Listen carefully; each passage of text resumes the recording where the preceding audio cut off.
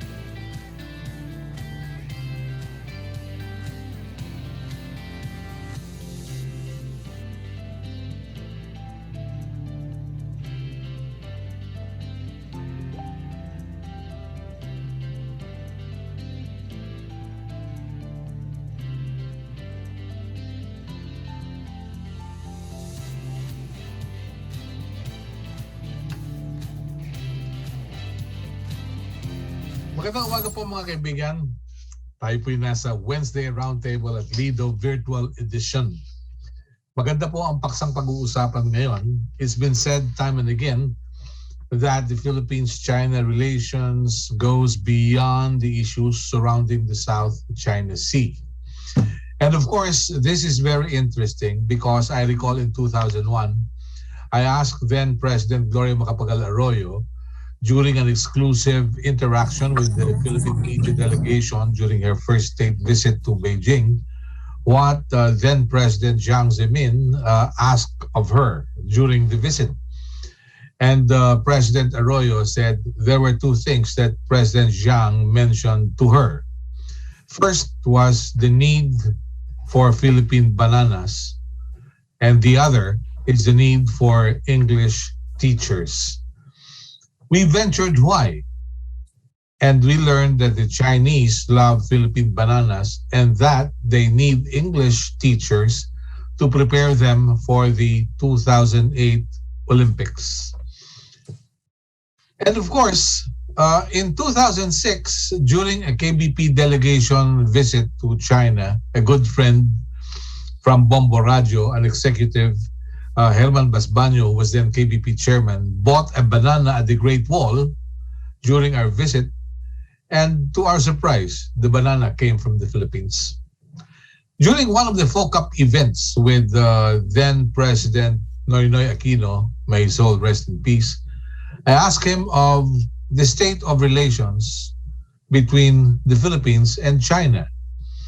And he said during their meeting with then Chinese leader Hu Jintao, Mr. Hu Jintao told him that the relations between the Philippines and China is not just anchored on the issues surrounding the South China Sea, as it is not the sum total of the relations between the two countries. We'd like to find out how things are today. And of course, are we doing business with China today? So, ngayong umaga, kasama natin si Ginoong Jeffrey T. Nang. Siya po ang Vice President ng Federation of Filipino-Chinese Chambers of Commerce and Industry. At siya rin po ang Pangulo ng UP School of Economics Alumni Association. Makakasama rin po natin si Ginoong George C., ang Chairman ng Trade and Industry Committee ng Federation of Filipino-Chinese Chambers of Commerce and Industry.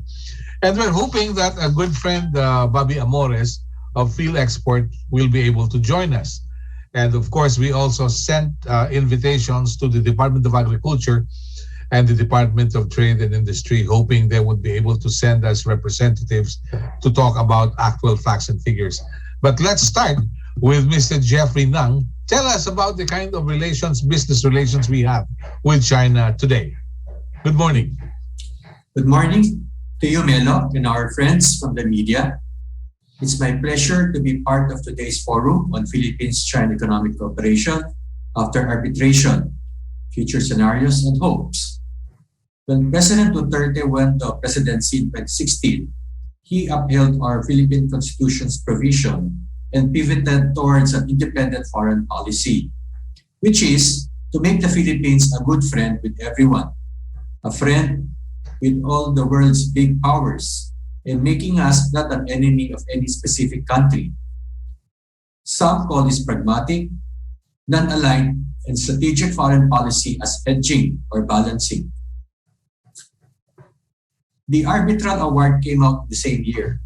President Duterte has set it aside without compromising or giving up Philippine sovereignty claims, but just kept at it with continuous bilateral negotiations by our diplomats. Our government focused the past 5 years in repairing and normalizing our important diplomatic and economic relations with our neighbor and ancient trade partner, China. This is a strategic and ultimately very pro-Philippine move because we have over 1,000 years of uninterrupted trade and friendship with Filipino and Chinese nations. And our neighbor, China, is now the world's #1 biggest and increasingly affluent consumer market of 1.4 billion, and now already the world's #2 biggest economy. And in a few years, it is bound to surpass the United States as the world's biggest economy. President Duterte has secured a long-term strategic and economic future for the Philippines by normalizing our ties with China. A similar example of separating political disagreements from important overall strategic and economic partnership is South Korea, because it is still now separated by ideological differences and even by past war from North Korea. China is the #1 backer of North Korea politically, economically, and militarily. But the wise leaders of South Korea have also successfully cultivated high-level diplomatic and economic relations with China. In fact, before the pandemic, almost 6 million China tourists visited South Korea every year, and China was already their #1 trade partner by buying 25% of South Korean exports, compared to #2 trade partner USA, which bought only 13% of South Korean exports. We believe that it is important for the Philippines to continue the diplomatic path. We don't seek conflict with anyone. We don't want war. We don't want to damage the positive Philippines brand in the vast, lucrative China market. We can definitely assert our sovereignty rights by doing it diplomatically, peacefully, and forcefully. And our ambassador, Chito Santa Romana, had said before that historically, in modern times, Chinese leaders have a pragmatic track record of peacefully and bilaterally settling land border disputes with big or small countries in the past decades through friendly negotiations. Let us in the Philippines view things with a bigger, long-range global strategic picture. We should see China as our strategic partner for trade, tourism, investments, official development assistance or aid, loans, infrastructures, technology, and other areas. Our ASEAN nation neighbors are our direct competitors of the fast-growing business and other support of China. For our anti-pandemic efforts, China had donated medical supplies and even sent a medical team last year. Early this year, during a bleak situation, problematic global vaccine supplies, when the Philippines couldn't buy vaccines from Western suppliers, the Chinese government had promptly donated 1 million doses of Sinovac vaccines to protect our fellow Filipinos, and also prioritized vaccine exports to the Philippines by committing this year the supply of 25 million Sinovac doses. Thanks to our independent foreign policy and good diplomatic relations, China helped kickstart the Philippines' mass vaccination program to save lives and the economy. The Chinese embassy has likewise provided great help to facilitate 500,000 doses of Sinovac vaccines that we acquired for our ongoing FFCCCII vaccination program for economic frontliners, entrepreneurs, and our workers nationwide. Last year, because of our friendly relations, the Philippine Air Force was able to fly to Xiamen and Shenzhen in several missions to pick up PPEs, COVID-19 laboratory equipment, and medical supplies for Philippine government hospitals. In infrastructure, China has extended support to us through various development projects such as the Kaliwa Dam project to boost our crucial water supply, the multi-billion pesos gifts of the new Australia Pantaleon Bridge, connecting Makati and Mandaluyong, and another multi-billion peso gift of the soon-to-be completed new Binondo Intramuros Bridge in Manila.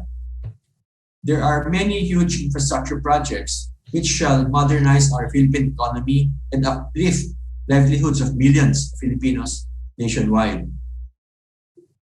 Our longest and biggest partnership with China is in trade and commerce, which started more than 1,000 years ago, long before the Spaniards came. Today, China is our top trading partner, one of our top investment partners, export market, and foremost import supplier. Our relations and cooperation with China will be of significance on the path toward Philippine economic recovery amidst the current pandemic. China offers great economic opportunities with its Belt and Road Initiative, Asian Infrastructure Investment Bank, and the new Regional Comprehensive Economic Partnership, RCEP, a free trade agreement between Asia-Pacific nations. Let us not be myopic and lose sight of the bigger picture, which is the rise of our neighbor China. It is going to be the world's #1 economic superpower and now becoming a positive force in global issues like solving climate change, stabilizing the global economy, and contributing to the World Health Organization. China is also the leading global telecommunications sector with its massive research and development for 6G technology that could be 10 times faster than the present 5G network. China has also been successful in expanding its aerospace technology program by reaching the moon and even Mars. Let us in the Philippines also cooperate with China on science and technology. China's growing consumer market would need sources of tropical fruits like, as you mentioned, bananas, pineapples, young coconut, marine products, mineral resources, and others. China is also the world's largest and richest tourism market, sending over 150 million tourists around the world every year. Our Philippine companies, hotels, restaurants, resorts, and airlines can take advantage of such opportunities. Post-pandemic, we should also attract more Chinese tourists. We are only a few hours away by plane. In fact, only 1.5 hours from Xiamen, 2 hours from Guangzhou. The 1.74 million Chinese tourist arrivals in the Philippines in 2019 is quite small compared to what our competitors like Thailand have been getting.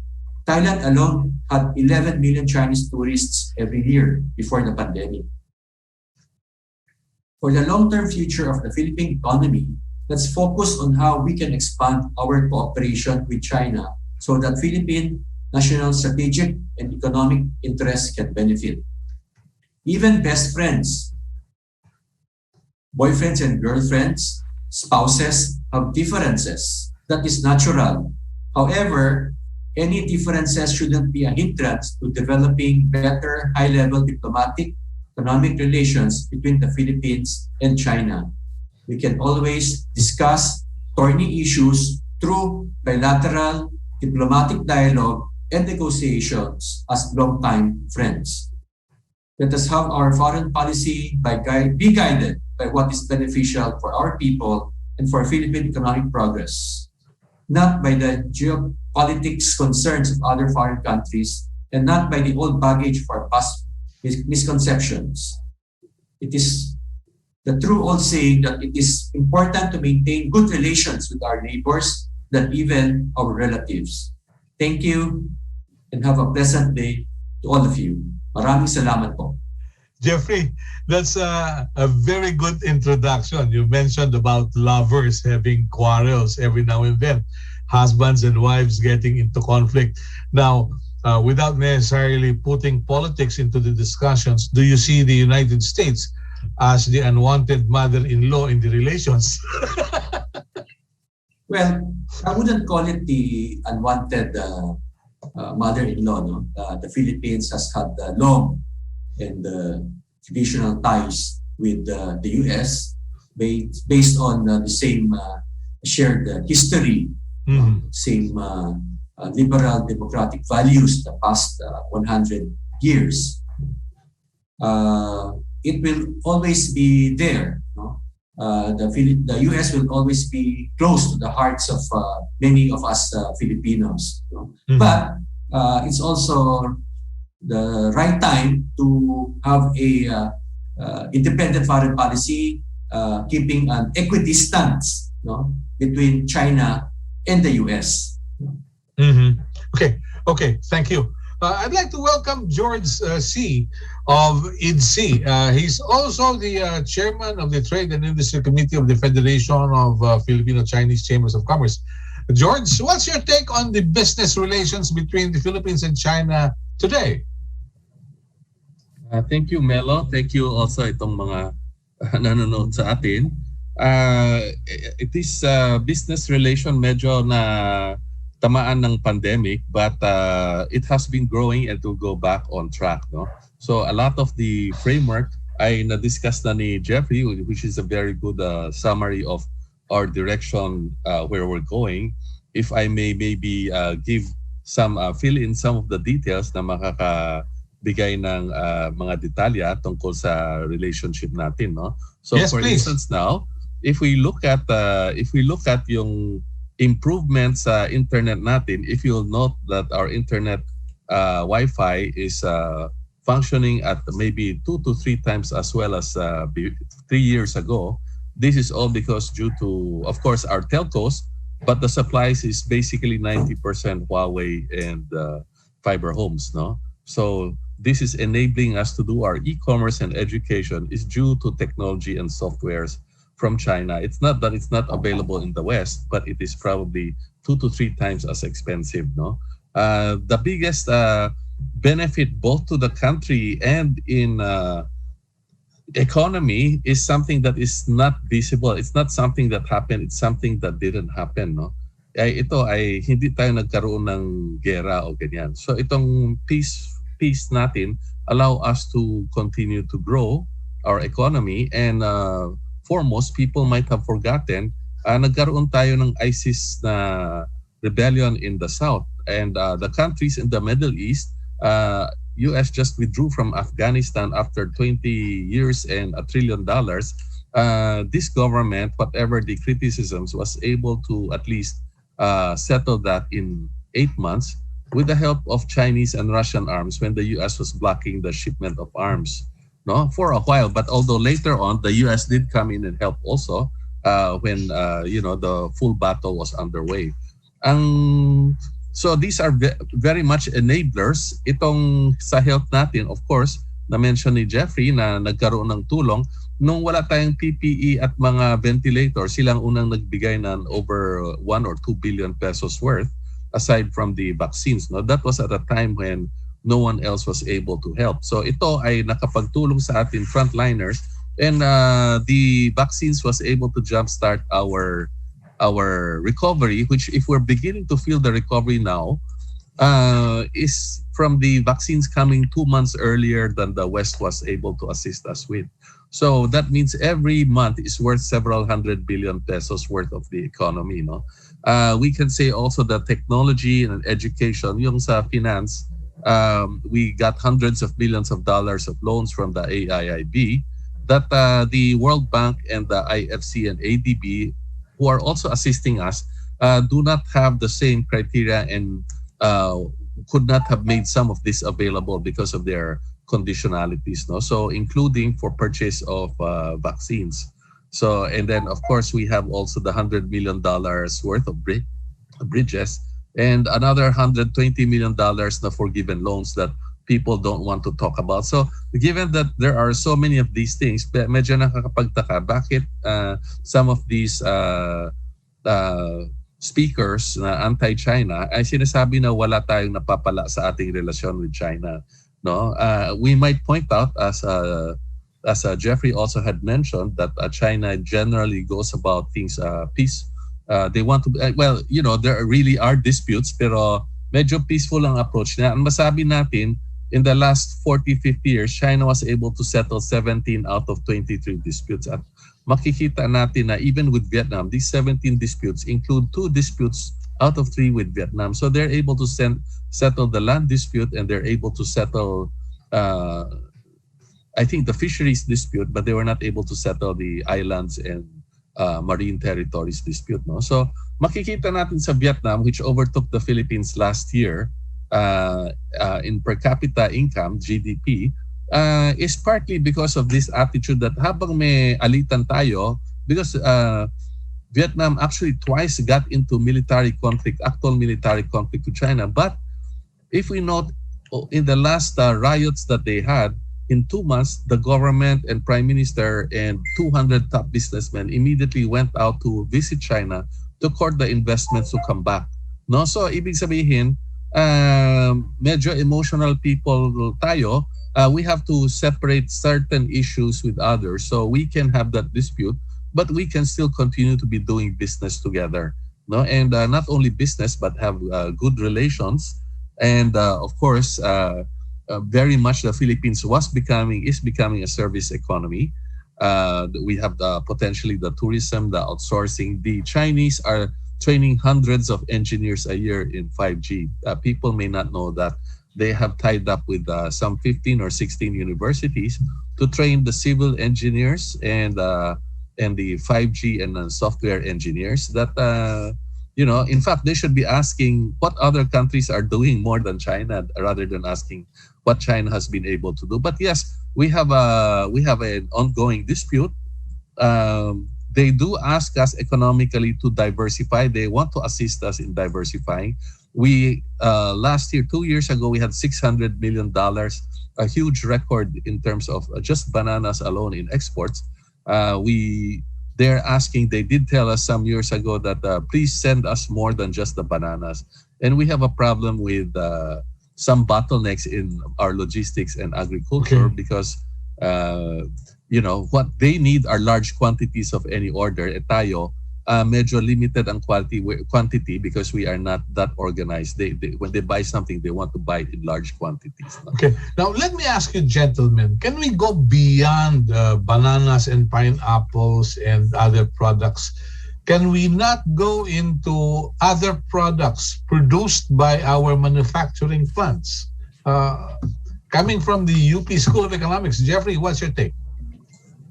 Well, we have a lot of mineral resources. No? China right now produces 50-60% of the world's steel, copper, aluminum. So we have a lot of these minerals that we can export to China. Mineral prices are of iron ore, steel, copper, zinc, aluminum are at world time highs. So this is a very good time for us to be exporting not only raw mineral ores, but even processed. We can process it. We can do, let's say, copper smelting, iron ore smelting, nickel ore smelting, and produce these finished mineral products to China at better and even good prices. So we have a lot of things that we can do. Let's say even in the case of let's say mangoes, we don't produce or export only raw mango. We process it into chocolate mangoes and mango preserves, which are very much in demand in China. In fact, there is a shortage of mangoes primarily due to Chinese demand for Philippine mangoes, both raw form and processed form. Okay.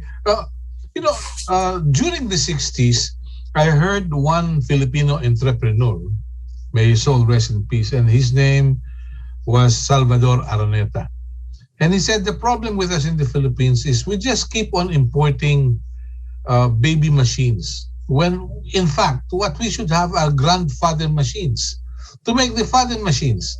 And this will make the baby machines, which we can all use. And that's the problem with us in the Philippines.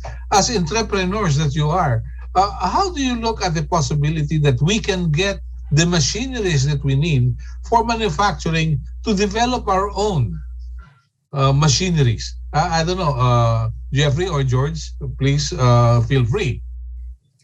Well, in the past several years, there have been Chinese steel companies, no, that has signed the investment agreements and promised to invest in integrated iron and steel manufacturing plants in Iligan, in northern Mindanao.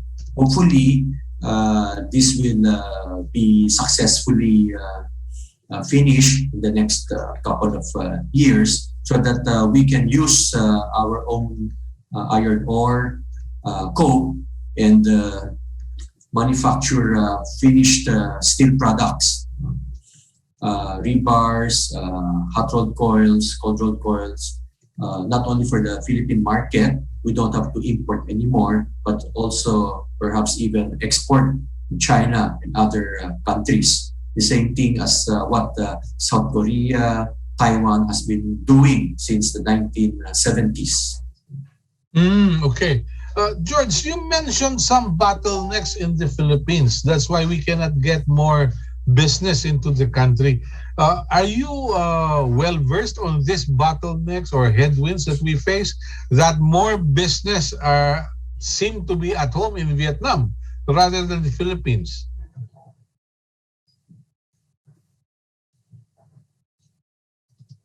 Yes, please unmute.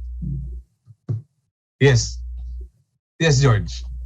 Yes, the government is trying to do something about it now, but currently the offers of the neighboring countries are, in terms of taxation, speed of processing, and number of steps that are needed, are more convenient to enter into than ours. No, but as Jeffrey has said, there was this pledge of the steel mill, and as far as I know, actually they are still waiting for approval. But we don't know if what the conditions are because this is not being discussed in public. So the $3.5 billion steel mill is definitely on application. There's another $3.5 billion steel mill that was originally being discussed. But the mid-level manufacturing, there's a lot of that is not being announced. No, the problem with announcement is because this continuing negative media, they're concerned that if they put up anything here, there might be they would be attacked. So it's not being publicized. But I can say, and at some later point in time, if media people are interested to know the truth, we could visit some of those places where they're producing electric poles, electrical conduits, various other types of garments, quite substantial, no, in the hundreds of millions of dollars in sales every year. No, once you bring it up, then people start. They're concerned that there might be criticism, so they try to keep a low profile. Many of the businesses are looking for partners. No, and but there needs to be some kind of compatibility and trust that's built between the parties.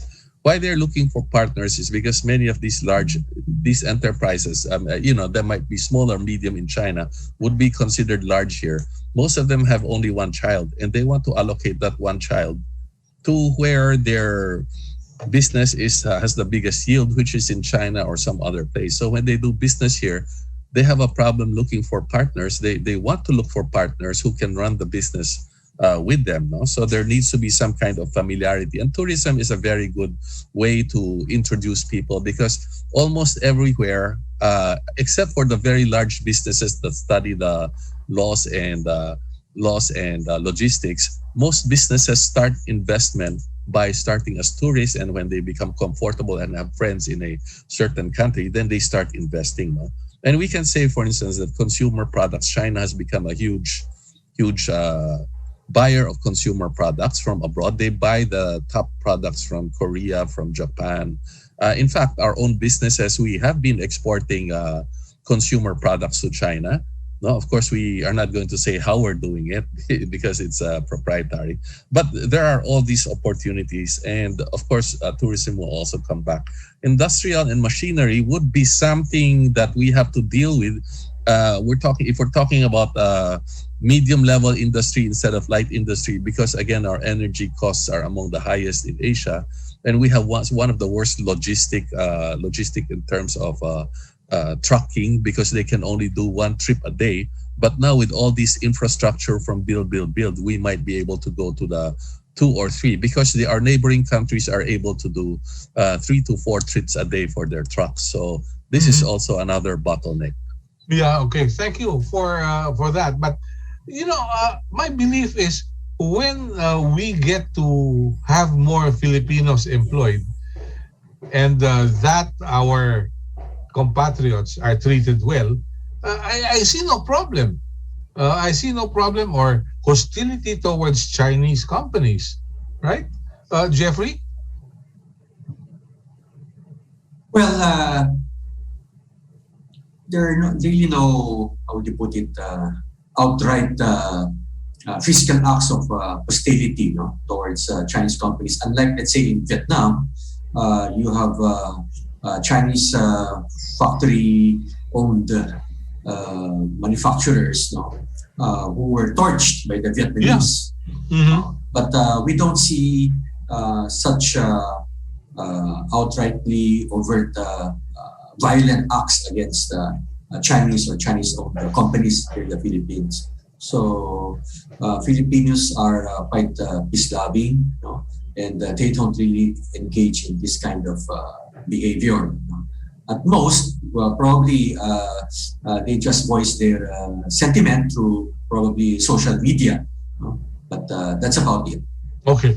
Yeah, thank you. Thank you for the insights. But don't you think the perception of corruption or the actual practice of corruption down to the local government units have prevented Chinese companies or other foreign companies from getting into the Philippines? George?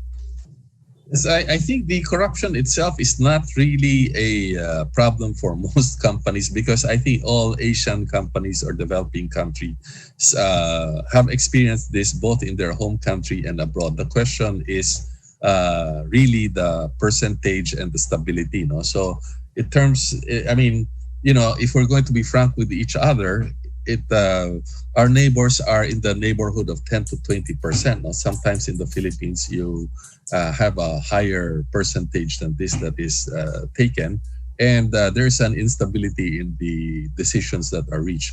No, corruption itself is not entirely, but yes, it is an issue.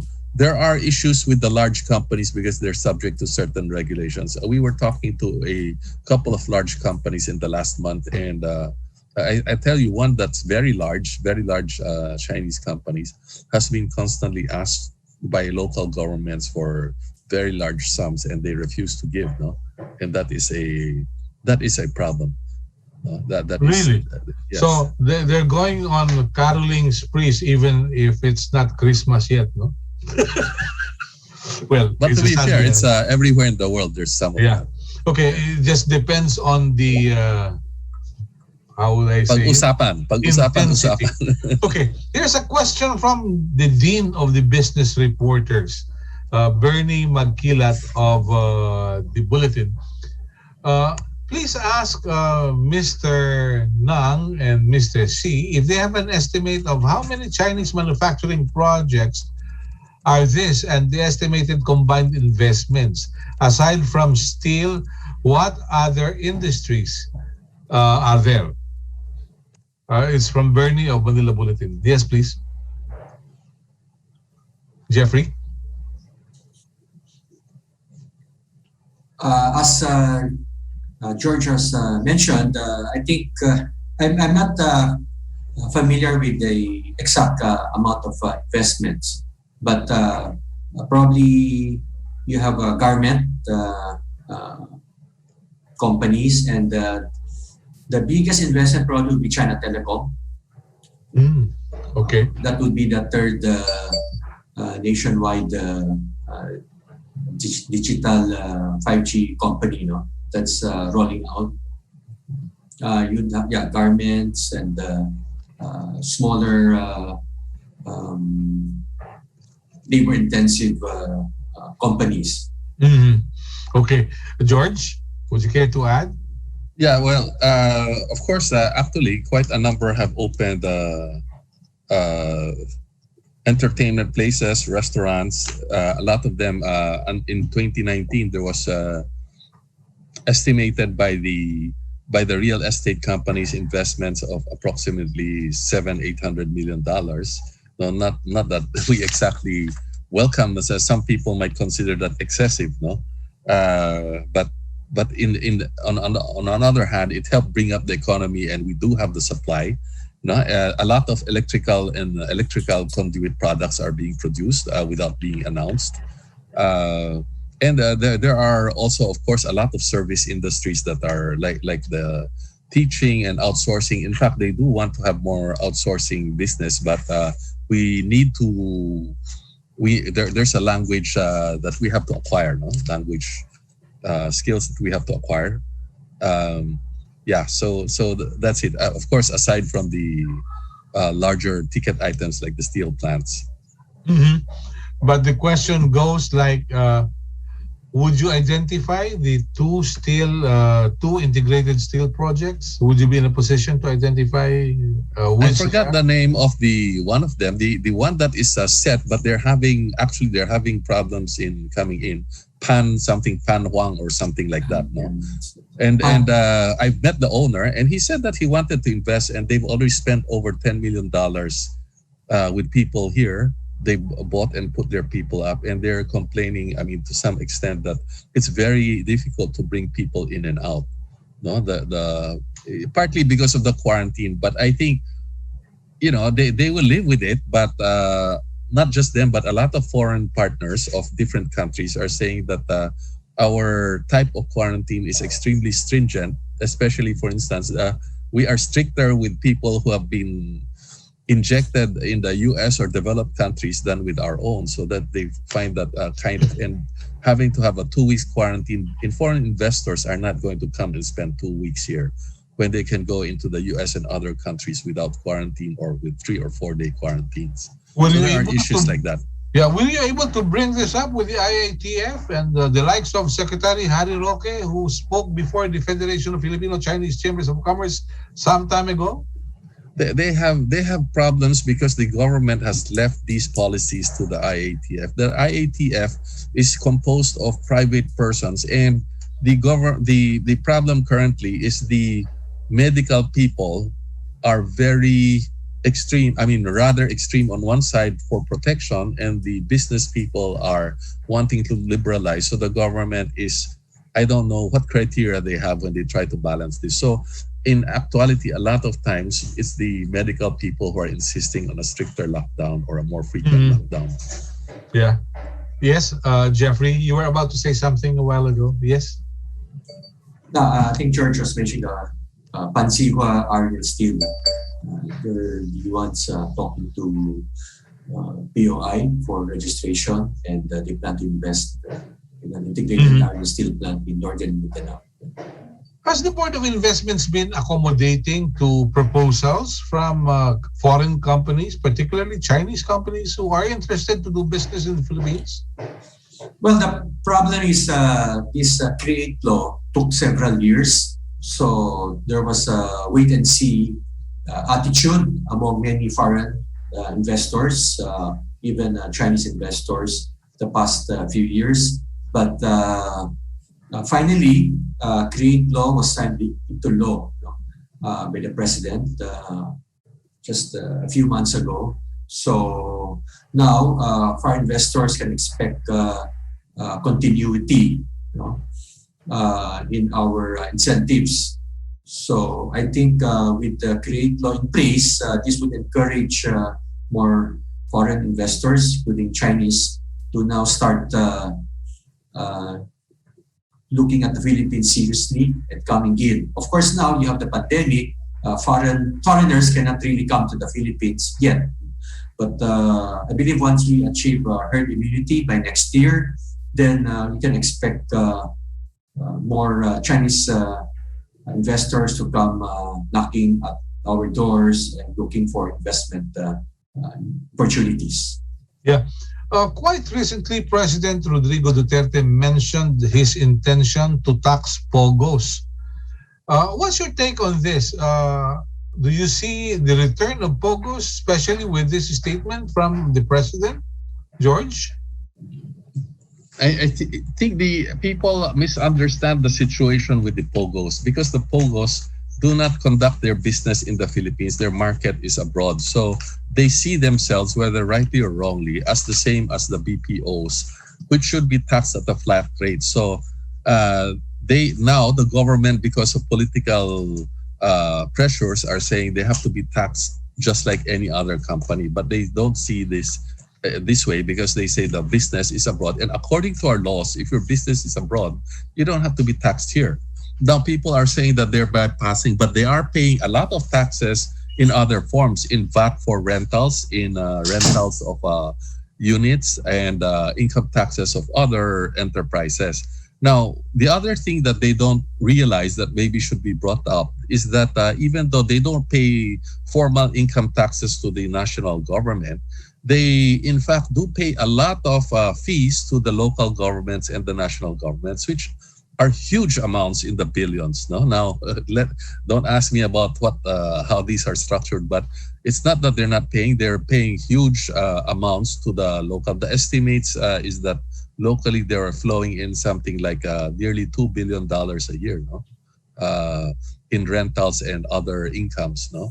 And we can see that in the expenditures. And in fact, maybe it's a good time to bring up a point that in terms of economics, because many of our economists are not business people, so they look at it from a single dimension. No, they say, where's the investments? But actually, people like myself and Jeffrey here, he's in the tourism business. We actually prefer that where we are able to supply the service, let's say a hotel or resort, it's better that they bring the clients here than to invest here. And the income becomes a Filipino income. Take, for instance, the casinos like Soler. Would you prefer that they put up the casinos and they control it, or that Rason or Shoemart or Mega World controls the casinos and makes the income, right? Both from income level and from the stock market. So there are many different dimensions. When we say where's the investment, we should maybe look at what's the net benefit and define it in many different ways. Mm-hmm. But George, you will agree with me that there were some instances when POGO employees or workers were subjected to harassments by some people in government. Yes, quite that is true. A good number were subject to harassment by people, not just the employees, it's also the businesses themselves. We have to say this has to mature, this business and management has to mature, because it's also true that they were responsible for bringing in certain abuses and certain crimes. No? But if we look at it, we cannot just focus on one good side or one bad side.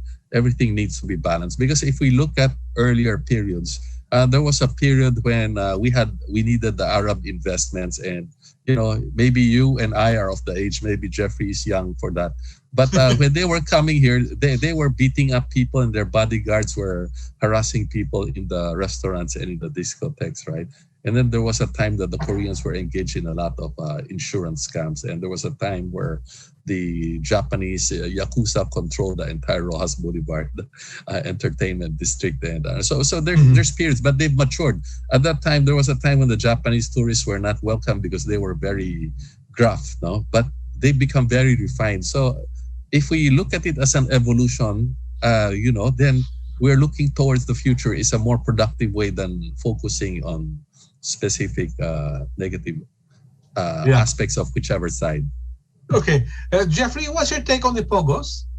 Yeah, well, the POGOs, together with the BPOs, they have underpinned the success of the commercial office real estate industry the past several years. And the fact that the REITs are now doing very well. They have raised tens of billions of pesos through the REITs of Ayala, Double Dragon, and there are several more big REITs coming downstream in the next few months. You have Philinvest, Robinsons, Baker World. Each will be selling tens of billions of pesos of their REITs to the investing public and to the foreign investors. So a lot of these successful REITs is due to no small amount to POGOs, and of course also the call center and BPOs. And so it will be mainly local companies who will be reaping the rewards of such successful investments, and also of course there are retail and small investors in these companies. Mm-hmm. Okay, but isn't government... Melo, if I may... Yeah, George.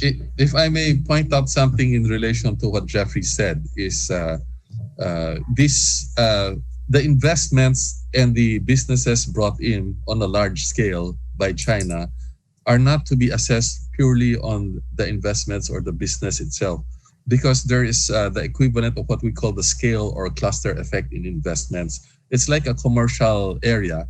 If you have a restaurant, okay, that livens an area. But if you have several, the whole area becomes more vibrant than the specific pieces. So when China came in enlarged, no, if we note, in large manner, suddenly all the other countries also started coming, as Jeffrey said, from the aspect of real estate, but not only real estate. The Singaporeans came in, the Japanese invested, their projects is worth more than $9 billion, whereas before, previous administrations that are more friendly to the Japanese, the investments were only $1.5 billion.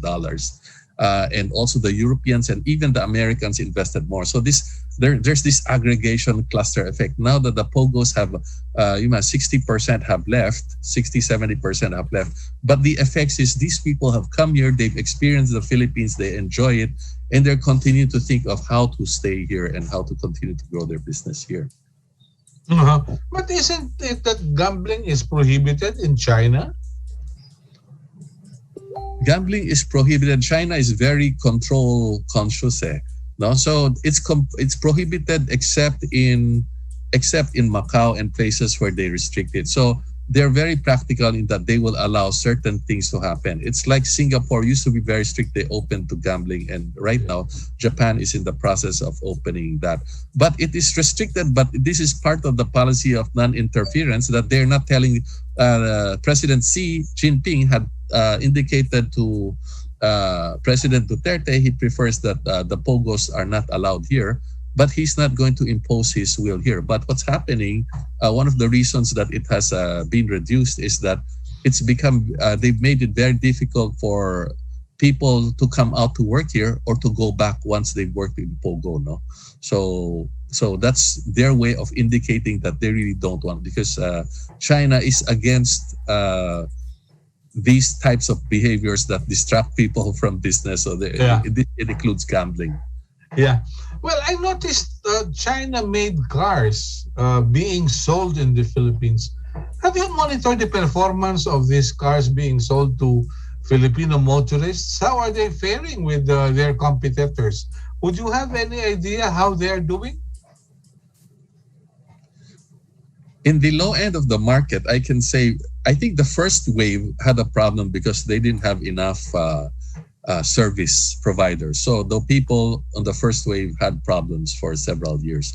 Currently, they have sufficient and they're gaining headway on the low end. They're not very highly visible, but actually we ourselves and some companies in the real estate sector will buy tens, dozens, and hundreds of vehicles because it's practically 60% of the price.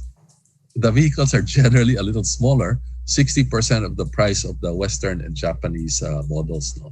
So that's one very, very potentially vibrant sector. Of course, apart from cars, there's the motorcycles coming in, both from China and from India as well.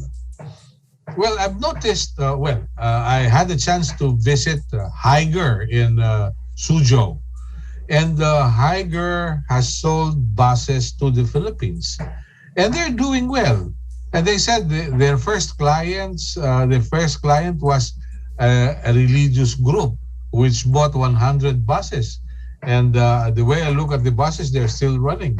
So would you say that this is still a sunshine industry?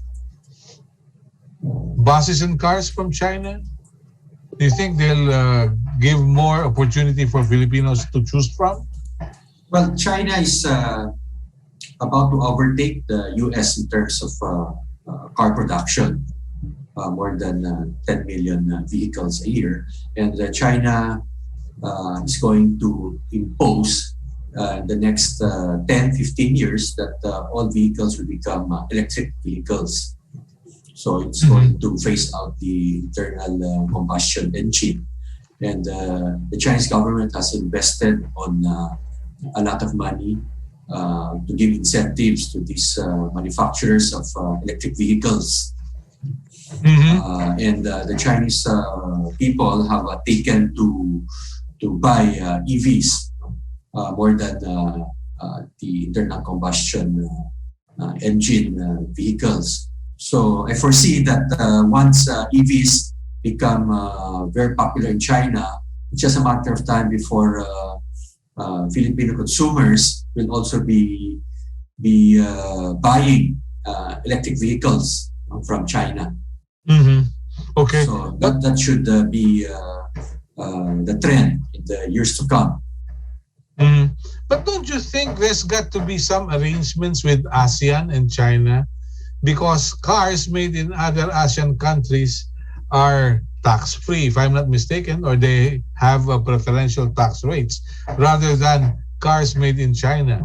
Like, for example, Audi is commonplace, Mercedes-Benz, and BMWs are made in China. Don't you think it's about time for ASEAN, the Philippines, and China get into another arrangement to accommodate more cars for countries like the Philippines? Well, I think with the RCEP, Regional Economic Cooperation Partnership, tariff barriers will be down to zero. There will be a free trade between China and the Philippines in the years to come. Like cars coming from Japan, okay, already face almost zero tariff. So this ASEAN regional car manufacturing program will not be the wave of the future. So you probably have direct importation of completely built up cars, vehicles, and electric vehicle buses from China in the years to come. Okay. Well, there was a time that we bought second-hand buses from Korea and Japan. Those cars with the right-hand drives, and we converted them to left-hand drives. No? So how much more if we could buy brand new ones, right? Yes, George. But the direction of many countries now is to go back. Of course, cars is a robust and a large employment business now. To go back towards mass transport because of environmental concerns and also in terms of traffic. They found that the emphasis now is moving away from a focus on cars to mass transit as much as possible, because the equivalent one bus is the equivalent of they say approximately 25 cars, and one train is the equivalent of several buses each way. So it's become very, very, it also helps to equalize the population in terms of rich and poor, because everybody, like if you go to Hong Kong, the tycoons in Singapore and Hong Kong ride the railways just as much as the regular people. Yeah. Lest I forget, I was able or fortunate to take the high-speed trains in China. Now, China has made its intention to invest or probably help the Philippines with the long-haul train from Calamba, if I'm not mistaken, or Los Baños to the Bicol region. Would you have any idea whatever happened to this? I believe it has been, the project is now a Japanese project. I'm not mistaken. Until Los George. Baños, yes. But the long-haul train, which is not so fast from Laguna to Bicol, is with China. But anyway, we'll reserve that for next time. But now, let me ask you, how do you look at the Philippines-China relations from today moving forward? Because there will be another election next year. There will be new personalities in the Senate, in the Vice President's office, and probably the President's office, of course. How do you look at the kind of relations that we should have with China? George? Well, what we would like to have is probably not within our control. It depends on whoever gets elected in the next administration. But given that there might be continuity or volatility, it would what we need to see is really the medium or long term, and anyone who lets the short-term fluctuations affect their decision making is not going to benefit as much as those who will take the medium and long-term view. Because currently, by purchasing power parity, China is already the largest economy, although in terms of nominal, it's still about 30% lower than the US. But China also intends to, the expectation is it will double again in the next 10 years. So that means in 10 years from now, you have an economy double the size of the US here, and they are cost conscious in manufacturing, but I tell you, they are very willing to spend money, whether it's their tourists or their people. In fact, our products, they told us that it's too, here it's already a upper middle end packaging. They say it has to go up, the quantity can go up, the price can go up. So they are willing to spend. So it depends on whether people are going to, the entrepreneurs are going to look at the positive side or let the volatilities affect their decisions. It's each person's bet. Okay. Jeffrey, from an economist's point of view. Yeah, I think the issue over the West Philippine Sea will be there the next administration. But nevertheless, even as the next administration seek diplomatic dialogue, either directly through China or through international system or courts, Philippines will continue to do a lot of trade with China. Its economy is growing much faster than the US and faster than the Philippines. So trade investments will continue. It's already the number one trading partner in the Philippines, and I think it's relative to the next number two or number three trading partners, its size or weight will continue to grow, whoever is president. Okay.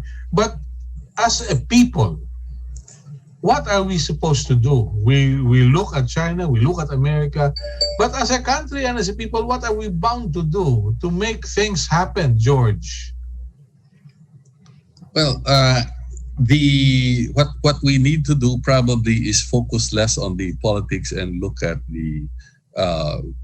what opportunities there are, and everybody goes down to the ground level and see what can be implemented in terms of what we can benefit from. So, for instance, we are benefiting a lot from the US, but you see this very robust information systems that we have, YouTube, Netflix, everything. But the Filipino, we here in the Philippines need to spend less time on social media and Facebook. We're spending 6.5 hours on Facebook a day on average, and 9.5 hours on social media. And most of it is not in listening and learning. In the US now, a very large portion of them are listening to podcasts that are teaching them economics, engineering, programming, coding, etc. And here we are doing it mostly for social. No? So that is where the US is concerned. We have much to learn from them. And then from China, there's a lot of integration we can do with their businesses in terms of manufacturing and providing things they need. For instance, now we can say already, as we know, the China population is aging, the same as Japan and all our neighbors, and the Philippines has a young and very strong population in healthcare. How do we take out the bottlenecks? Because our bottlenecks are the insurance payments, in the liability, running after liability, and these types of documentary legal problems. If we overcome that, it's a huge business. So health is going to be a huge business. Yeah. Okay. Thank you, Jeffrey. Yeah. Last year, the country, suffered its worst economic crisis. We had negative 9.6% growth. At least 5 million Filipinos were thrown out of work, and we can only achieve herd immunity next year. So the economic recovery would be the paramount concern of this government and the next administration, whoever is president. So we have to go back to basics. We have to achieve economic recovery as soon as possible. And the best way to do that is to trade more, do more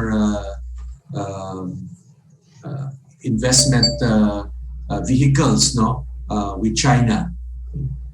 We need to attract more tourists from China and other countries.